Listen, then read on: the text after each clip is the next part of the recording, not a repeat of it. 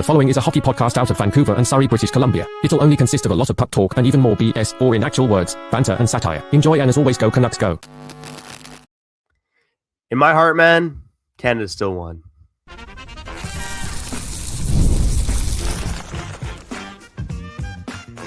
Your Locked On Canucks, your daily podcast on the Vancouver Canucks. Part of the Locked On Podcast Network, your team every day. The USA killed Canada's dreams, but they didn't kill Locked On Canucks. My name is Trevor Beggs, co-host of Locked On Canucks, and also a sports reporter with Daily High Vancouver, joined as always by my co-host, Kyle Bowen. Today's episode is brought to you by FanDuel. Use your profit boost on an NBA future to get entered in for your chance to win a trip to the NBA Finals. Play your game with FanDuel, an official sports betting partner of the NBA. Kyle, you and I watched the gold medal game together in person, but I was a little too sad to do a post-game show, so thanks for picking that up yesterday. But let's kick off the show starting with this today. The Hockey Canada issue. What's wrong with us? How did we lose to the States? Was it just a fluke, or is there a bigger issue? Well, let's get back to reality with your Vancouver Canucks. Let's call it a bit of a trade deadline primer. There's not as much exciting stuff going on the ice. We'll also get to some news and notes surrounding the team as well. But first and foremost, Kyle Bowen, how you doing? And 36 hours after losing to the USA, are you over it yet? I'm over it. I got over it maybe like 6 hours after you left, which was still like, telling me that it was like 1 o'clock in the afternoon.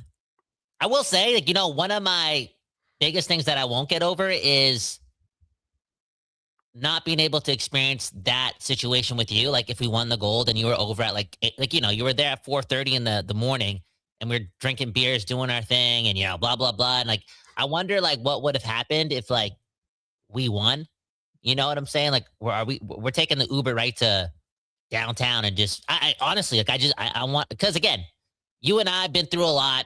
I just wonder what would have happened if we won a gold medal yesterday together. That's something that I won't be able to experience, and I'm going to have to wait 4 years for it. It is what it is, okay? All in all, though, again, I am over it. And I'm proud. Trevor, I'm proud. And let's just start things off like this, man. I don't think Team Canada has a hockey problem. Now, you can make an argument, it could be small or big, that they may have a hockey selection problem.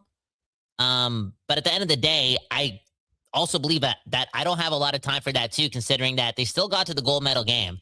I mean, I know they struggled, quote unquote, to beat Czechoslovakia, Czech Republic and Finland, but they still got the job done. You know what I'm saying? And played strong defense in those two games as well. Didn't give both those teams a lot. And speaking of the defense, who's Travis Sanheim? Why is Drew Doughty 90 years old playing on this team? Why do we need Travis Sanheim? All these guys, it seems like we had the same guys, Devon Toews was our second best defenseman, not even just on paper. It's like he takes an overtime shift before anyone else. You know what I'm saying? What's going on with Hockey Canada? And I'm like, were you guys watching the same game? That was supposedly the best American team of all time. On paper, they look significant. Their offense is crazy. And Canada, for 50 minutes, gave them nothing offensively. That same decor with Travis Sanheim, Travis Salmon, Drew Doughty. Why am I blacking out? Why am I forgetting getting these names on the bottom pairing? Colton Prangle was the one we kept ripped on during the game. He did not play well. And we're but on that note, he didn't play well. But America didn't do anything. They couldn't do anything with that decor. And I'm like, Hockey Canada to me would be a problem. On the ice, they got their own situations off the ice that they're fixing. But on the ice, it would be a problem if they didn't show heart, if they didn't show passion, if they didn't show structure and intelligence. But they showed all those things. And 9 times out of 10, they're winning that game last night. And again, I just don't think that Hockey Canada has a hockey problem, Trevor. Yeah, I would love to argue with you on that one. But look, Canada should have won that game, right? They got goalied in that game. And you could say, what's wrong with our goaltenders? Maybe that's the issue. But I do think it is more this, the hockey's become a global game, right? It's Canada's game. We created the game. Nothing's going to take that away from us, but hockey is picked up around the globe, right? And that's a good thing for our game in general. And again, we're talking about a couple individuals who can make it to the peak of being one of the best players, one of the best defensemen, one of the best goaltenders in the NHL. And the U.S. they have a good development program, right? And you could say that maybe there's something wrong with, in Canada, the kids like McKenna or any of these stars, like they leave their families like 12, 13 and go live with billet families. Like maybe that's an issue there, but similar things do happen in the States as well. Like Europe, you stay closer to home a lot of the time, but we're still ahead of Europe. So I don't think that's necessarily the issue either. Kyle, I do think it comes down to the game has just grown globally. And right now the U.S. is in the stage where they have better goaltenders. And I do think it'll turn at some point, but now we're not necessarily in that time. Like the game's better everywhere outside the U.S. as well. Like the Czech Republic are better, Slovakia's better, Finland's way better.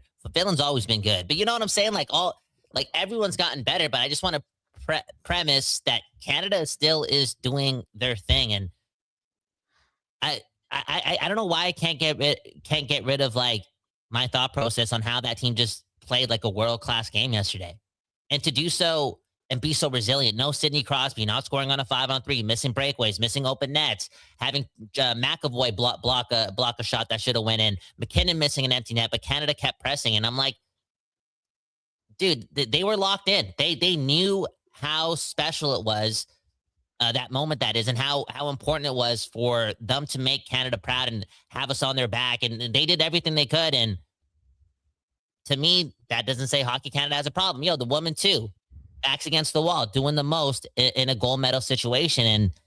And yeah, like I will say this though, I wonder if Hockey Canada will have a problem. And again, you kind of brought up the point, like everyone's getting better around them, but will they have more so of a problem? Because this win for America with this base of players probably exponentially, I don't know, like it's a 50-50 threat. I know we dominated them in the game, but we say 9 times out of 10 Canada wins that game. Like, does America play Canada again and give that type of effort? I don't think so. You know what I'm saying? Like, Jack Eichel was the only guy doing whatever he wanted. Like, Quinn Hughes wasn't even doing much. Werenski, outside of the overtime goal, wasn't like trying to be they weren't playing on the attack, So if anything, America, obviously gold medal here and there, doing their thing. They're like a legitimate threat. It causes more of a rivalry, but at the end of the day, I think if you're a Hockey Canada fan, Trevor, you just, like, yeah, there's work to be done, but I don't think it's like catastrophic. You know what I'm saying? Yeah, no, I absolutely agree. Now, in terms of the selection thing, I mean, every day is no, and I'll say it again. Like, I absolutely think they should have brought Bedard to this tournament. They left some talent on the table. Now, would Bedard have won in this game? I don't know. It kind of came down to 1 goal, 1 play. I mean, potentially. But yeah, aside from that, I think there was some selection issues with both the men's and the women's teams, right? Like both of them had older rosters on paper than a lot of other teams in the tournament. So maybe that there is a Hockey Canada selection problem like that. I would agree with, but at the end of the day, I don't know about that too, though. They played America stacked, and they worked harder than they brought the right guys that understood that assignment. Like, I'm not saying Connor Bedard wouldn't have done that or Bouchard wouldn't have done that. They would have bought into that culture as well. But I don't know, man. I have a tough time thinking that they could have done better yesterday. That was one of the best Team Canada performances that I've seen in quite some time. It was the best performance of the Olympics, to be honest with you. They played the best team. They played the second best team. Like that, America in some people's eyes are the favorite. Sometimes we were naming their defensemen and we're like, yo, like, for example, like Jake Sanderson, like he would be our second best defenseman by a mile. No, if he played on Team Canada, but ours was Devon Toews, and nothing against Devon Toews, but I don't know, like, it's that is perplexing. Yo, does Canada have a defense problem? Do they? I mean, again, comes back to selection a bit too. Like, did they have enough puck movers on the back end? Like, it's hard to argue because they did a good job of shutting things down defensively. I think a lot of that was the forwards chipping in as well. But could they have benefited from having at least one of like Schaefer, Bouchard there? Probably. Or even a healthy Morrissey probably would have helped too, to be honest. Oh, it would have helped. It would have helped. But again, I would it have won us the gold medal? I don't think so. Like, if Hellebuyck is playing that good, I just don't think Canada's winning. Like, it was destiny for US. Like, that's why I'm at peace with it too. I mean, Connor Hellebuyck, like, if Slovakia makes the gold medal game and they somehow beat the United States. No. What I'm trying to say is this: if Slovakia had Connor Hellebuyck or a Connor Hellebuyck like performance in a gold medal situation with Canada, they would have that Slovakia would have won the gold medal. No, for real, because then it goes into 3-on-3, and it's like anyone can win, right? Like that's how good Connor Hellebuck was. He was like, I'll remember that performance for the rest of my life. And I'm a Canadian. You want to black that out, but I love sports, and that was athletic excellence. Yeah, absolutely. I mean, it's there's not much deep analysis there other than the fact that Connor Hellebuck just had the game of his life, right? And again, it put you in a situation where you could be proud of your country, but yeah, to see all the post game celebrations and all the Team USA giggling like schoolgirls listening to Trump talk, and Matthew Tkachuk saying like, "This is our game, this is our game." Like, yeah, all that stuff hurts, man. So I'm waiting for the revenge, and I guess we gotta wait 4 years now, which is a long, long time, but. It just is what it is, man. It is what it was. A tough day, but now we're back to reality, man. And I guess on the other side, it's time to start talking about trading guys off this roster, man. Oh God, here we are, man. Before we get to the other side again, I didn't have you on the show yesterday, so just wrap it up for us. Wrap up the Olympic experience, like how good the game is, how much fun all that was. I did mention that, like, that's the last time Canucks fans will watch a meaningful game in 1,000+ days. But all in all, like, what are your final takeaways? How do you feel about the game? Yeah, post Olympics. Yeah, no, I feel like the game is in a good spot for a long time, right? I think the speed and skill is better than ever. It's good to see some countries like Slovakia too put up performances where they can be good enough to make, a bronze medal game. Teams like Switzerland and Germany, like the fact that Germany's now got stars like Draisaitl and Stützle. The fact that Switzerland almost makes it to the bronze medal game themselves against Finland, or at least putting themselves in a chance to be in a bronze medal game. No, I think hockey's in a good spot, man. And again, like even Switzerland's got some good stars too. So, a shout out to the game of hockey. It's the best damn game on the planet. And one day in our lifetime, we'll see Canada win gold again. One day, bro, we're living till 100. We're gonna win way more gold medals. That's the truth. Again, I'm a proud Canadian. And Trevor, you know me, I wouldn't say I'm a sore loser, but I'm a bad loser. I get super mad and whatnot, but there's just no way. It was hard to be emotional in a negative sense after yesterday's performance. Like, for real. I left proud and knowing that, like, in any other situation, we're winning that game. And bro, I just saw like Barstool do something where it's like, oh, but that's hockey though, like it's one of the only sports where one guy can, steal you a game and they're part of the team. And then Keith Yandle's like, yeah, that's exactly what Bill Guerin was doing when he assembled this team. Like, and I'm like, what does that even mean? Like, no, straight up, like on the other side of this, if we won that game 2-1, but the game was played like the way it was, oh man, it would have been so satisfying. Just telling the Americans, you guys are not even close. Like, your best with all this revenge and all this stuff, your best is not even close. Even in a 2-1 game, if McKinnon hits that open net, just the fact that we'd be able to brag about that, like they would know it. They would know they got outclassed. And in a 2-1 game, that would have hurt. And we don't get to do that. But all in all, like, I think Bill Guerin got lucky yesterday. Like, there was a chance that absolutely. If they lose 2-1, but the shots are 40-20 or whatever it was, and all those scoring chances, and dude, Bill Guerin's never getting hired to like build the team again. It's just the truth. Like, America can't say they got embarrassed yesterday because they won, but I don't know what the word is. Anyways, let's move on. Yeah, all right. On the other side, maybe let's wrap up with a couple thoughts on the Olympics, Team Canada, and let's get back to your Vancouver Canucks back on the ice. What's going on with them, and when are the trades coming? That's coming up next year on Locked On Canucks. Before we get back to the show, let's shout out our friends over at FanDuel, baby. And Kyle, maybe we just got to start becoming NBA fans, okay? And guess what? Ever wanted to experience the NBA Finals live and in person? Well, FanDuel is giving you the chance to turn that dream into a reality with their NBA sweepstakes. Here's how it works. Use your profit boost on any NBA future, and you'll automatically be entered for a shot to win a trip to the NBA Finals for two. That's right. Flights, tickets, the whole experience. All you got to do is go on FanDuel, bet on the NBA. You can use futures this time of year, whether it's picking a team to win a championship or grab a conference title. It adds an extra layer of excitement no matter what you're betting on. And your Vancouver Canucks, the odds of them drafting first overall, lock it in first, baby. So whatever you're betting on, go visit FanDuel.com to get started for the NBA. Use your profit boost on an NBA future and get entered for a chance to win a trip to the NBA Finals. Play your game with FanDuel, the official sports betting partner of the NBA. Oh, baby. Let's shout out our friends over at Doer. And Kyle, I started feeling a lot better after the loss. I woke up, had a little nap, slapped on the Doer jeans and played with my kids, man. And that was my therapy right there, man. And the fact that I can wear jeans, play with my kids and feel comfortable, man, be on my knees all day long, man, oh man, I entered DILF mode every time I put on the Doer jeans, okay? They're the world's most comfortable jeans. They're comfy. They're stylish. They got the Cool Max energy, man. Make sure you don't get too hot or too cold below the belt. Doer, they do it all. I know you'll love Doer as much as Kyle and I. Hopefully you're not on your knees as much as Kyle and I, though. You can check out Doer here in Vancouver at 1757 West 4th Avenue. Mention our promo code in store to get 15% off your first order. That promo code is Locked On Canucks. Or you can shop online at duer.ca/LockedOnCanucks for 15% off. Don't wait.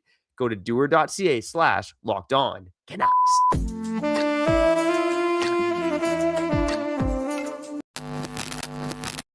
Okay, we back doing this, and that's reading your comments here on Locked On Canucks. Greg is saying, let's hope that our Paralympic ice hockey athletes do better than our Olympic athletes. It's been 20 years since we won a gold at the Paralympic stage. Hey, go Canada, go, man. That'd be beautiful. That'd be beautiful. Yeah, absolutely. It's hard to believe it's been that long, but it's again, it's a different game, obviously, right? And there's good teams in other countries at the Paralympics, but I'll be watching, man. I'm still hungry for some more gold for Canada, man. Let's go. And you're gonna watch. Okay, after every single game, Trevor's gonna give us a little post game show based on what's happening at the Paralympics. Okay, Trevor promised. Next comment.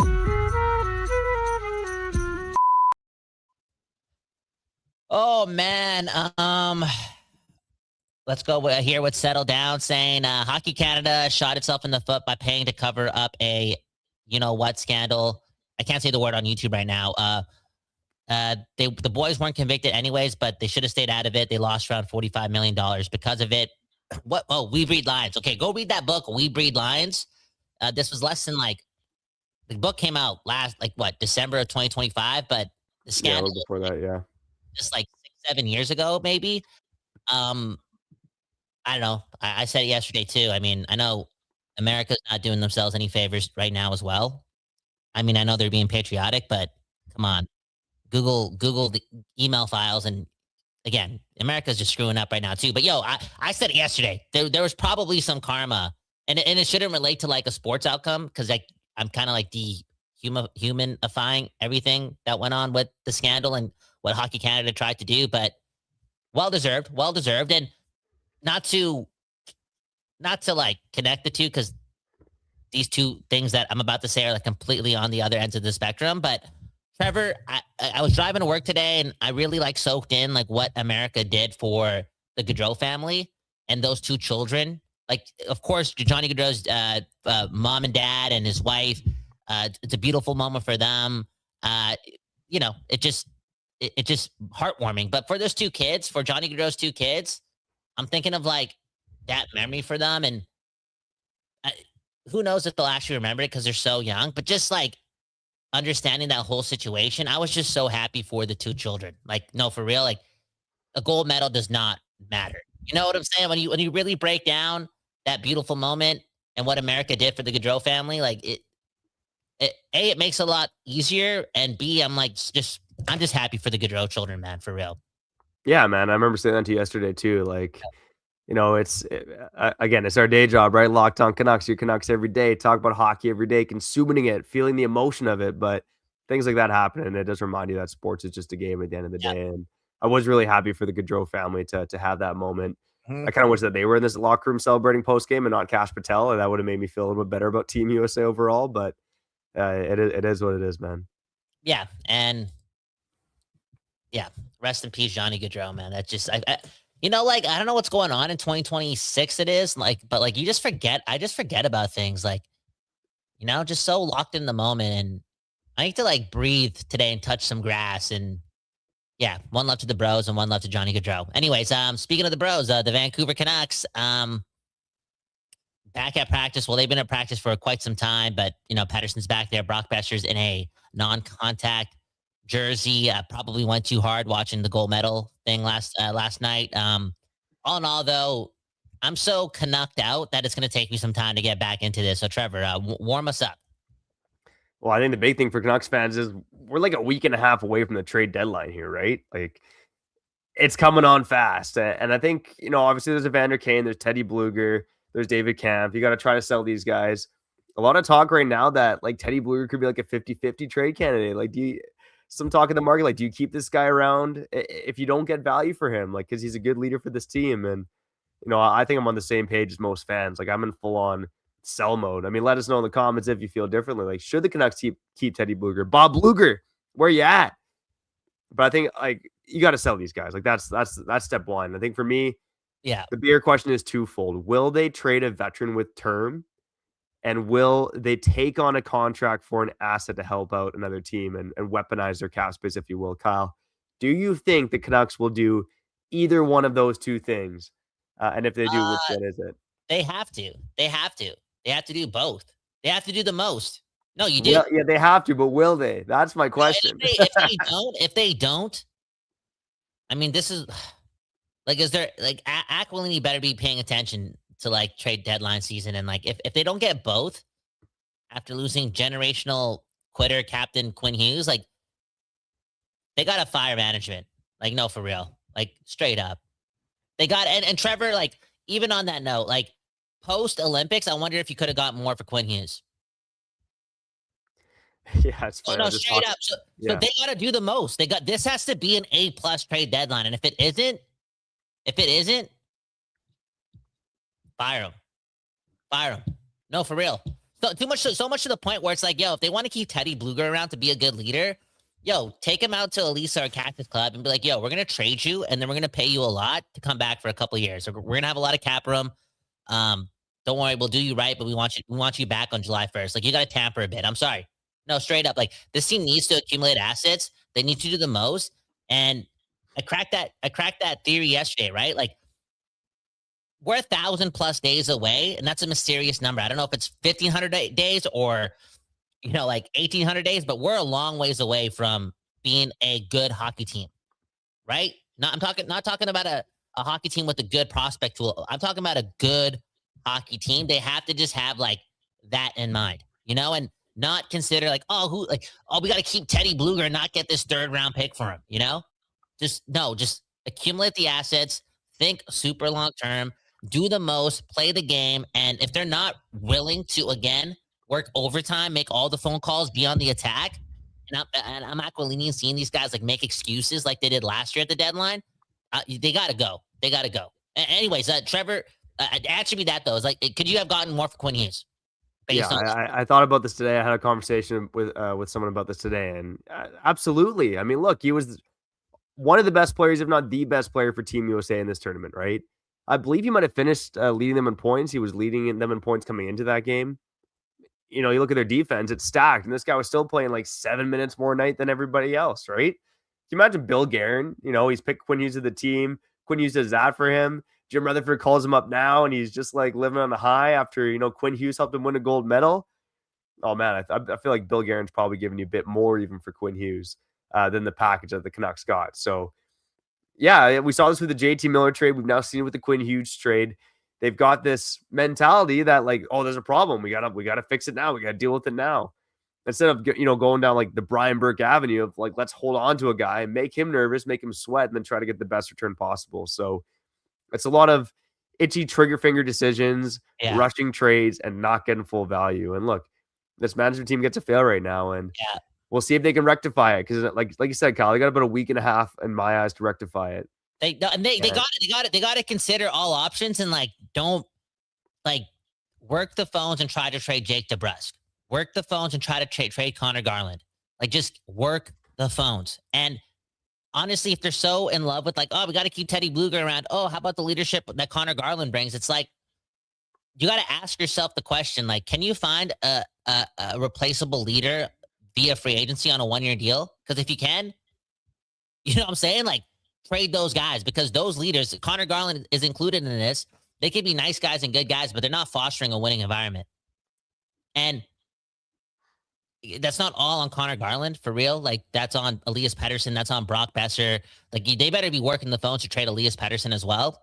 And Just they got to do the most and be ready for a complete overhaul. And I think I was going on a ramble, and I was like, "Oh, it's going to take 1,000+ days," and I lost the plot. Okay, but I'm like, look at the San Jose Sharks, right? They tanked for Celebrini. We're almost like 500 days removed from that, right? There's no guarantee they're making the playoffs this year. There's no they missed the playoffs for 6 seasons.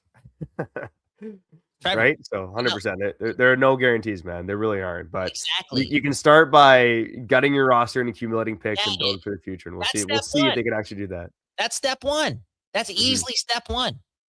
That's step one. Unless like if Vancouver ever wants to win a Stanley Cup and not use that as step one, then the only way the city's ever going to win a Stanley Cup is having the city lose its hockey team, and then 50 years later get an expansion team back in here and run the expansion draft. No, for real. Like, Trevor, you traded your captain this year. They don't have any studs. Like, tear this thing to the ground. Start, like, this trade deadline.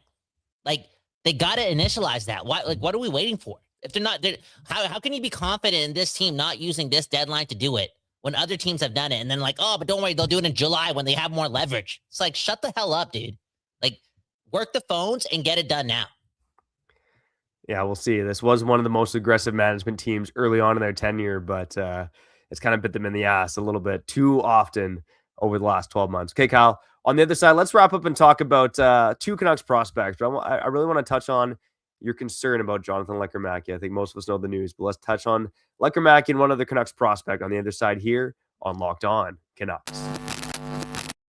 Before we get back to it, let's shout out our friends over at Game Time, baby. There's nothing like being in an NBA arena, okay? The crowd, the energy, the moment. Getting tickets, though, that part hasn't always been so simple.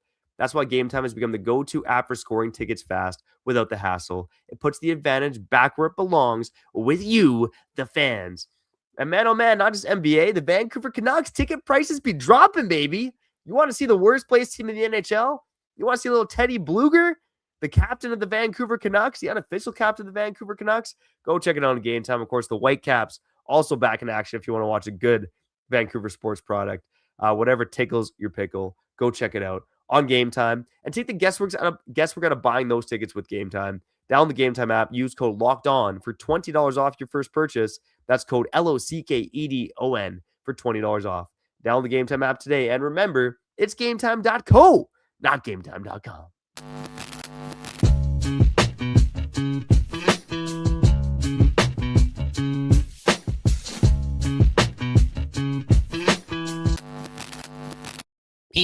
People, we back doing this, and that's talking about your Canucks, and more importantly, reading your comments. We got this comment from NGK saying U.S. is celebrating that win on Epstein Island. That's harsh, but I don't know.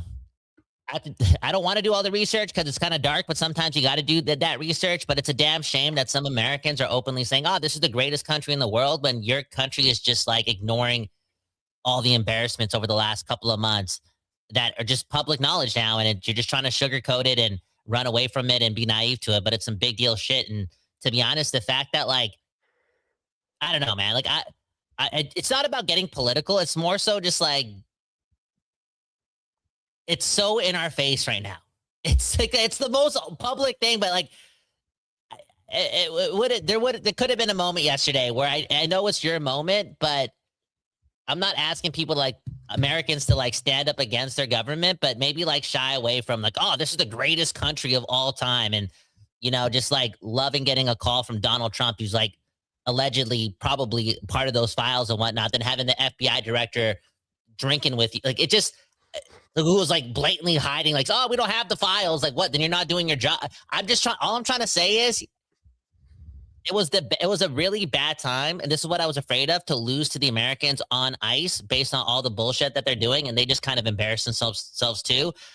So much to the point where, like, I know that the women's national team for America, who won gold in great fashion, have been working their asses off for decades and decades and decades to be dominant. Not like the Americans who just started being good, or the American men who just started being good. But now, so like they've embarrassed themselves so much. That's the U.S. that the women And women are the best, for real. Women, like, if we're like, okay, now the women don't even want to go to like this ceremony or whatever that they're doing for the Olympic athletes or whatever. Like, they just declining invitations to the White House because they have more common sense. Like I always tell my girl, man, women know everything. So I don't know, man. Just I'm sorry to do that, Trevor. Sorry to do that, but I don't know. Something that if you ask me if I'm over losing to the game, I am over it, but I'm kind of sad that some of these guys got the spotlight and like Cash Patel and Donald Trump, man. Like, and then Donald Trump is uploading videos on his official social media pages of him like using AI to generate a video of him like beating up Canadians, hockey players, and it's like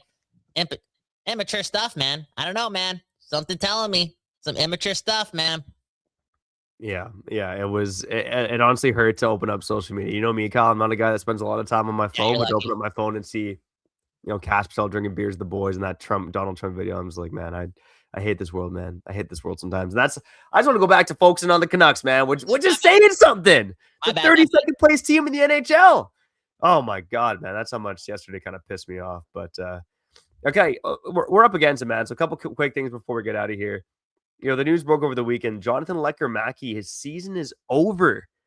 Shoulder surgery. And I guess, Kyle, the question for me to you is, are you worried at all about Jonathan Lecker-Mackey? Like, he's trending in the right direction in the AHL, but the guy's had a hard time staying healthy. And for a guy who's 5'11", 170 and plays a perimeter game, like, does that concern you at all? Or are you still kind of No. I'm gotta not. be a legit top six winger? I'm not worried. No, I'm not worried. I'm done doubting Jonathan Lecker-Mackey, dude. Like, again, hasn't been like a prolific NHL scorer in his like small sample size playing for a cancerous team like the Vancouver Canucks. Sorry, but obviously when like locker room vibes are cool, like he has success in North America. And look at what he's done in the AHL. Like, he's been so good all the time. And I think his development has been skyrocketing. And Trevor, I don't know, silver lining, like, doesn't this feel like we're getting ahead of it type shoulder surgery? Like, he didn't take no like big body check that like re-aggravated an injury. No, like I feel like, and I might be wrong on that, but this is like, like, we're not winning a Calder Cup. The real Canucks are not doing anything too. Like, let's have the surgery now. Have you ready to train by like June, July? Hopefully, again, I don't know all the details, but this sounds productive as.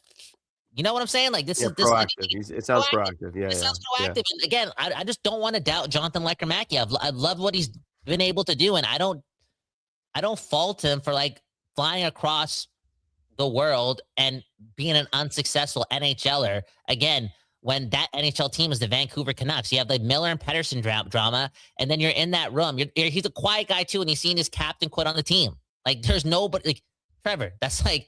It's hard. I know Tom Willander's been able to do it, and that's very, very impressive. And everyone's kind of built differently when it comes to like, I don't know, like their mindset and whatnot. But I don't know. I'm still going to be really patient for Jonathan Lecker-Mackey. Yeah, I mean, look, I have some small concerns, but for the most part, I do still believe in Jonathan Lecker-Mackey, right? And look at the AHL production, and he's been better than he was last year, and like, that's a positive sign. And Kyle, this is a crazy stat, but he has 13 goals in 21 AHL games this season. That leads the team, and he's played in 21 of their 52 games. Like, it's pretty wild. Like, what he's done down there has been what you'd expected. And I think coming into the season, like every Dayers know, going back to last summer, I said it all along, like, don't force Jonathan Lecker-Mackey to the NHL until he's ready. Like, let him stay in the minors. And, he earned a spot on this team due to Höglander's injury, but some more seasoning is fine. But I'd say, like, maybe even beginning next season, or at least like halfway through next season, you want to see this guy become a full-time NHLer, because this guy's going to be, 5 years out of his draft year by that point, right? So I think you want to see, I'm not worried yet, but you want to see probably by the midway point of next season, this guy be a legit NHLer. Last question before we get out of here. Nikita Tolopilo is going to get the start on Wednesday.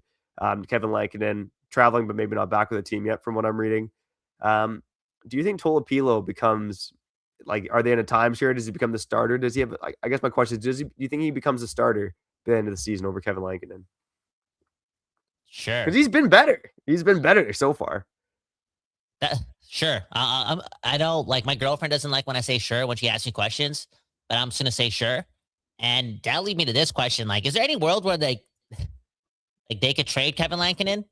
Like, could they work the phones and get that done? I think he's next to immovable because I don't think you're going to get anything from him. He got the full no move clause, so he can dictate if he wants to stay or not. And second, who's giving him assets for 4 years of Kevin Lankinen when he's been a below average goalie this season? And a below average like backup 1B at that.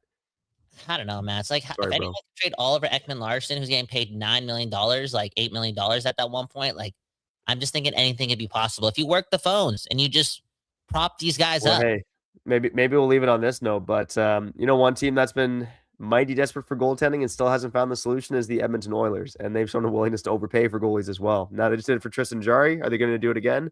I don't know, but maybe they think they can get Kevin Lankinen on the low, but still pay more than what another team would pay for him because they're in their cup contention window, and they're riding on Tristan Jarry, who is putting up Stuart Skinner-like numbers. So yeah, and I know Connor Ingram's been a nice story, and he's kind of replaced Calvin Pickard, but like there's no surefire number one there, and Kevin Lankinen is not that, but you could argue he's a better goalie than Jarry or Ingram. 100%. Actually, Kevin Lankinen has been pretty bad for a year straight. Like it's in 12 months of him not being the guy. Maybe he's just like I don't even know if he's a 1B anymore. He was a 1B for like half a year. And now he just might be like a 2A. You know what I'm saying? So I'm not super convinced. Anyways, that was another episode of Locked On Canucks. You know what? I want to look at one more comment though. It won't be political. I'm sorry about that. I'm just joking. I'm not sorry about that, but I'm not gonna. This is not a political comment. Okay, Bima is saying that to be perfectly truthful, U.S. hockey programs and the U.S. college route is the way to go. Like I guess Korea, Celebrini, and now McKenna, Canadian programs is just a cash grab trying to sell dreams. I don't know. I don't know if that's completely true. Like maybe the WHL, like they are cash grabs, whatever. It's a business at the end of the day, but I'm still putting them at the same level. Like I don't know if Hockey Canada took a step back.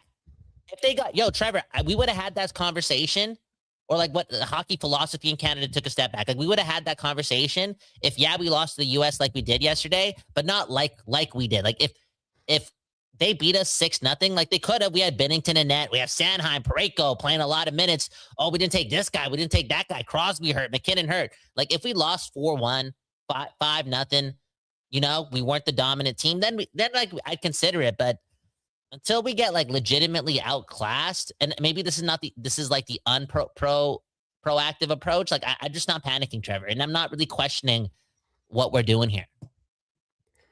Yeah, look, to be honest with you, if I had a kid and they were at that level, I would want them to go the NCAA route all day long, right? Like, get your education. I would. I've always believed in the NCAA route more than junior hockey in Canada. Now, is it a cash grab selling dreams? It depends. I don't know. It depends what the parents think about it, what the kid knows. But the NCAA route's the better route. Man, we just gave a victory to America, man. God damn it! But that's the way it is, man. Go get your education, kids, before you do drugs. What? That was another episode of Locked On Canucks. My name's Trevor Beggs. That guy's Kyle Bowen. If you like what we're doing, hit the goddamn like button. Subscribe to the show on YouTube on the podcast side. Go follow us. Leave a 5-star review. Canucks hockey. It's almost back.